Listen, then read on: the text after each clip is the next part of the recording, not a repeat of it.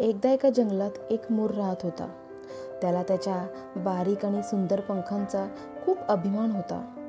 एके दिवशी त्याला एक कावळा भेटला. मोर कावळ्याला म्हणाला, तुझे पिसे किती निस्तेज आणि काळे आहेत. पण कावळा काहीच म्हणाला नाही.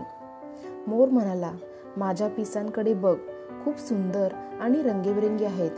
असे म्हणून मोर आनंदाने पंख पसरून नाचू लागला. कावळा तेव्हाही काहीच बोलला नाही, शांत राहिला. तेवढ्यात एक शिकारी त्या वाटेने आला. त्याला पाहताच कावळा उडून गेला. पण मोराला उडता येत नव्हते. शिकारीने त्याला पकडले आणि घेऊन गेले. तात्पर्य, निसर्गाने प्रत्येकाला वेगवेगळी गुणवैशिष्ट्ये दिली आहेत. कुणाचा रंग काळा असतो तर कुणाचा पांढरा. कुणी वेगाने धावू शकतो तर कोणी आकाशात उंच उडू शकतो.